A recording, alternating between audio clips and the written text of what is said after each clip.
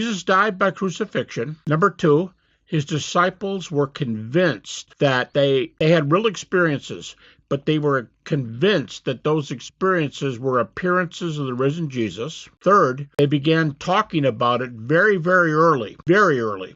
I mean, like, as one atheist New Testament scholar says, immediately afterwards.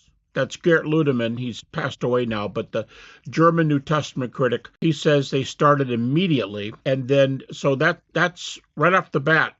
We've got four there, right? We've got crucifixion, experiences, the transformed lives, and the early teaching of the apostles. Then we have the last two are the apostle James, the brother of Jesus, who was an unbeliever, clearly an unbeliever.